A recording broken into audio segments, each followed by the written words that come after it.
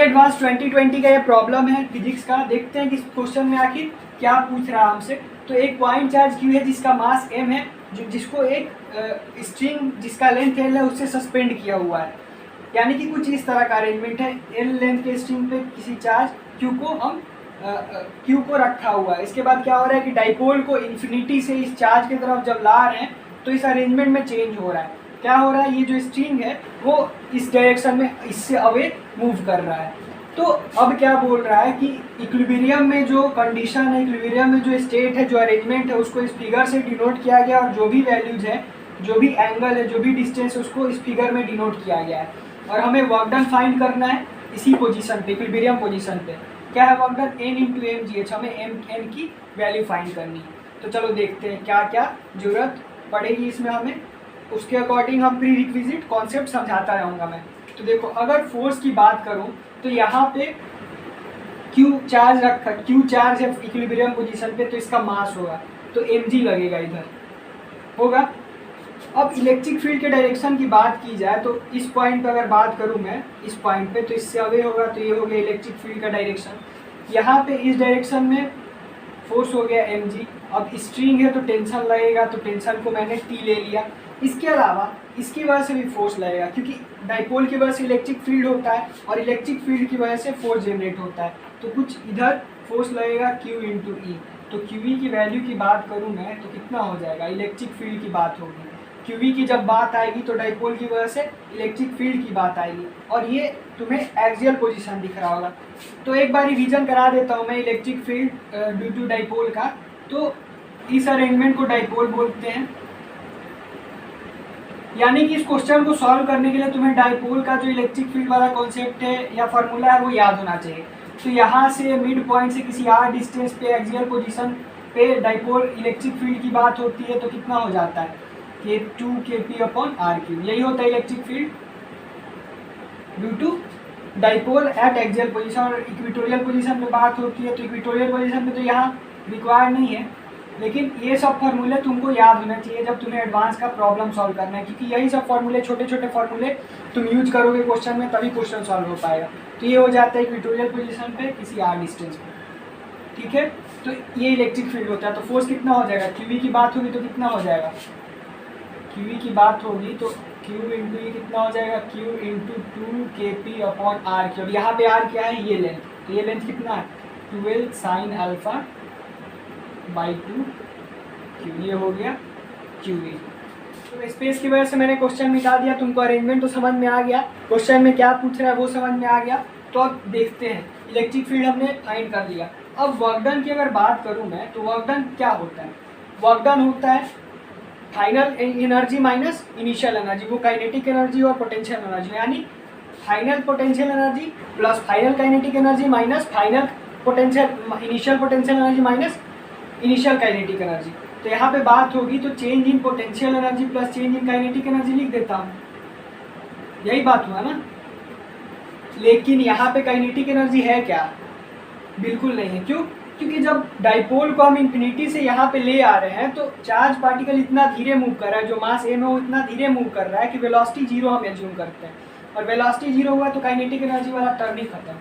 अब potential energy difference जो है वो किसकी वजह से होगा, कि पोटेंशियल एनर्जी किसके वजह से होगा। तो इनिशियल पोटेंशियल एनर्जी की बात करूँ मैं तो अरेंजमेंट का तो जीरो होगा। क्यों, क्योंकि इसको हम इन्फिनिटी पे रख रहे हैं। तो इन्फिनिटी पे जब रख रहे हैं तो पोटेंशियल एनर्जी जीरो होने का कारण क्या है, यहाँ पे किसकी वजह से पोटेंशियल एनर्जी होगा। तो एक तो पोटेंशियल एनर्जी होगा जब चार्ज पार्टिकल को हम यहाँ से यहाँ मूव करा रहे हैं तो h हाइट शिफ्ट कर रहे हैं, तो उसकी वजह से होगा ग्रेविटेशनल पोटेंशियल एनर्जी। एक होगा इलेक्ट्रोस्टैटिक पोटेंशियल एनर्जी, क्योंकि चार्ज q है। तो जब पोटेंशियल एनर्जी इन्फिनिटी पे है तो इसकी वजह से तो ग्रेविटेशनल पोटेंशियल एनर्जी होगा नहीं, क्योंकि इस पर कोई असर नहीं आएगा। इसी तरह इलेक्ट्रोस्टैटिक पोटेंशियल एनर्जी तो जीरो होता है जब अरेंजमेंट इन्फिनिटी पे हम रखते हैं, तो इनिशियल जीरो हो गया।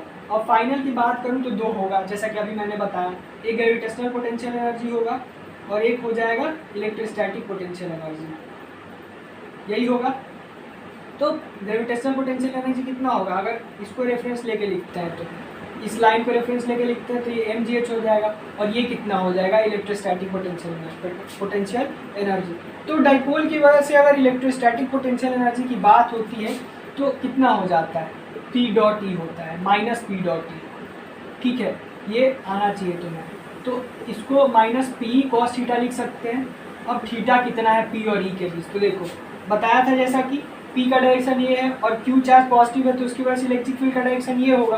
तो यू कितना हो जाएगा पी ई, क्योंकि कॉस थीटा देखो ये यही अरेंजमेंट है ना, ये हो गया पी का डायरेक्शन और ये हो गया ई का डायरेक्शन, दोनों के बीच 180 डिग्री है। तो कॉस थीटा 180 रखेंगे तो कॉस 180 डिग्री कितना होता है -1, तो ये -1 हो जाएगा। -1 से इसको करेंगे तो पी हो जाएगा। तो ये कितना हो जाएगा पी इंटू ई। ई कितना है इस चार्ज की वजह से, ई कितना होगा इस चार्ज की वजह से के क्यू अपन आर स्क्वायर। इस चार्ज की वजह से इलेक्ट्रिक फील्ड कितना होगा किसी एक्स डिस्टेंस में के क्यू अपन एक्स स्क्वायर, तो कितना हो जाएगा के P Q upon x square 12 sine alpha by 2 square, यही होगा। तो ये एक एक्सप्रेशन हो गया। तो वर्क डन कितना हो जाएगा you final minus you initial, यहाँ पे तो यू इनिशियल 0 है तो वर्क डन जो है वो यू फाइनल के इक्वल हो जाएगा। हमें तो इस टर्म में आंसर चाहिए नहीं, हमें क्या करना पड़ेगा इसको MGH के टर्म में चेंज करना पड़ेगा। तो वो कैसे करेंगे, तो यहाँ पे देखो 3 फोर्स के टर्म है।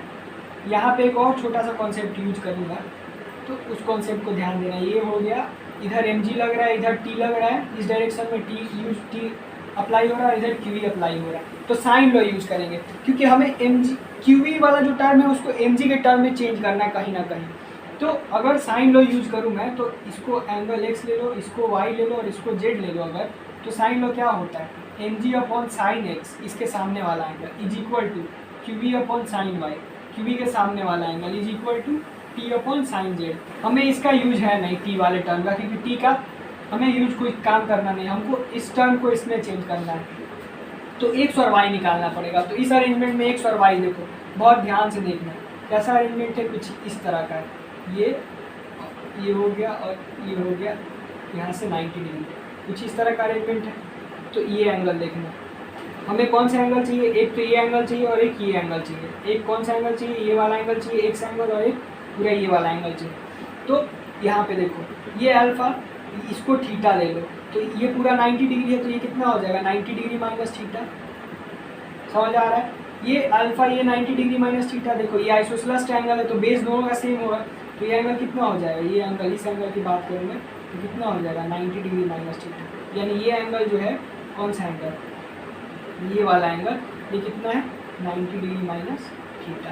तो अब इस ट्रायंगल की बात होगी, इसको ले लेता हूँ ए ट्रायंगल ए बी और सी।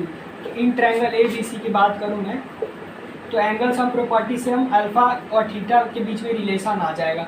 Alpha plus 90 degree minus theta plus 90 degree minus theta is equal to 180 degree. जब इसको सॉल्व करोगे तो alpha is equal to 2 theta आ जाएगा। लेकिन हमें तो ये चाहिए नहीं, हमें क्या चाहिए एक्स चाहिए। तो एक्स देखते हैं कैसे निकलेगा। तो ये हो गया 90 डिग्री माइनस थीटा, यहाँ से एक लाइन ड्रॉ करते हैं। ये अगर अल्फा है तो वर्टिकली अपोजिट से ये भी अल्फा हो जाएगा, तो ये वाला एंगल अल्फा हो गया। ये अल्फा ये 90 डिग्री माइनस थीटा, यहाँ से यहाँ तक एंगल लेंगे, ये पूरा एंगल तो 180 डिग्री होगा। तो इसको ले लेते हैं टी। तो alpha plus 90 degree minus theta plus T is equal to 180 degree. समझ लो टी किसको लिया हूँ, यहाँ से एक लाइन ड्रॉ किया और इसको टी लिया, और ये तीनों मिला के alpha plus this angle is equal to 180 degree. Alpha को थीटा के टर्म में लिख देता हूँ, तो ये हो जाएगा 2 theta minus theta plus 90 degree plus T is equal to 180 degree. तो टी यहाँ से क्या आ जाएगा 90 डिग्री माइनस थीटा। टी आ गया 90 डिग्री माइनस थीटा। हमें एक्स कौन सा एंगल चाहिए, ये वाला एंगल चाहिए। कौन सा एंगल है वाई, तो एंगल वाई की बात करूँ तो कितना हो जाएगा 90 degree minus theta plus 90 degree minus theta is equal to 180 degree minus 2 theta. अब बात करते हैं एक्स की, वाई निकल गया। अब बात करते हैं एक्स की। एक्स कौन सा एंगल है, ये वाला। तो अल्फा पता है हमें, बस ये एंगल फाइंड करना है, ये एंगल फाइंड करना है।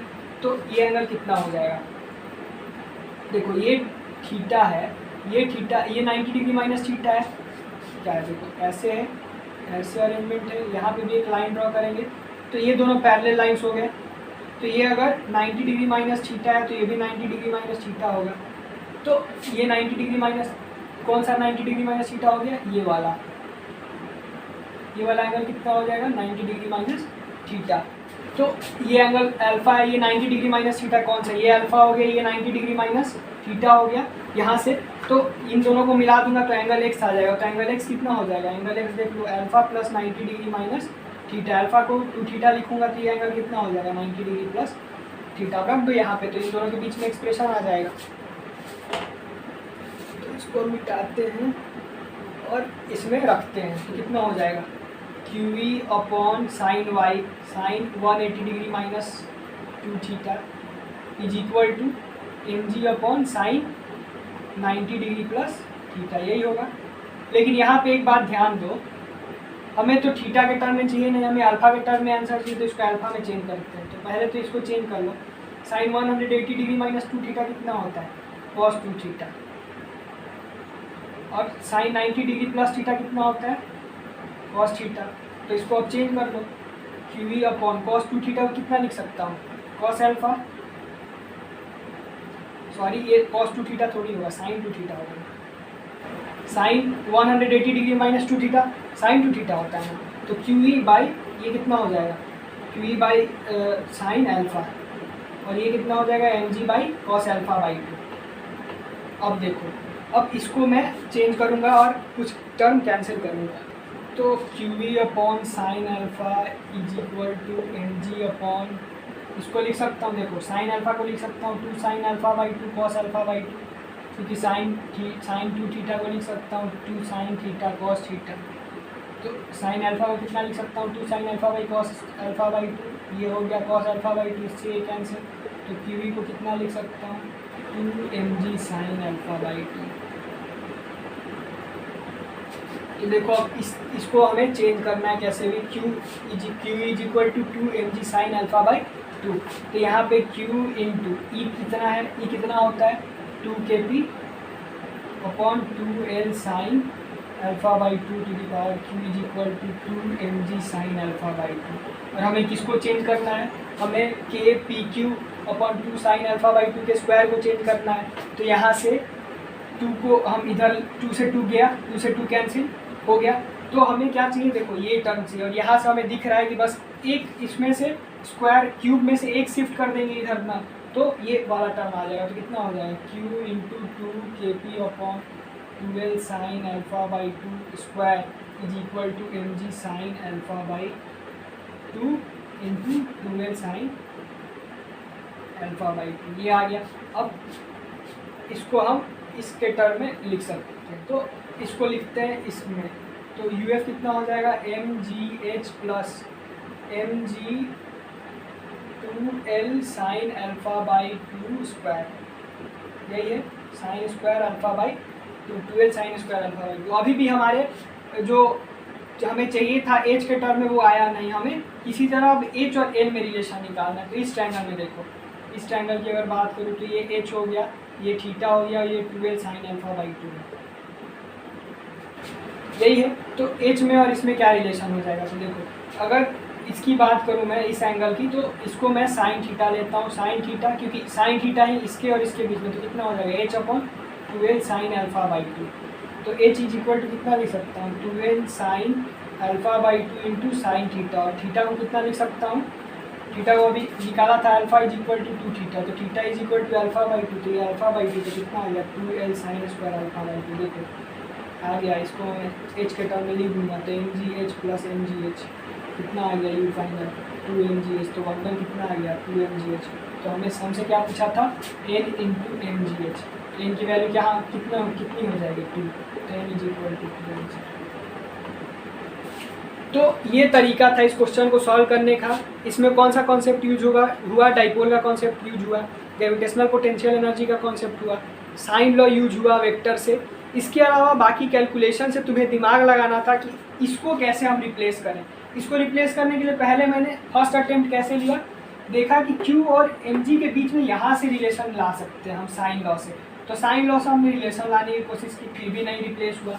तो अब क्या दिमाग में आया, अच्छा इस टर्म को L और H के टर्म में अब रिलेशन देखते, तो L और H के टर्म में यहाँ से रिलेशन, इस ट्रायंगल से रिलेशन ढूंढने की कोशिश की मैंने, और यहाँ से फिर देखा तो डायरेक्ट रिलेशन आ गया, इसको मैंने H से रिप्लेस करके आंसर ला दिया। Thank you very much.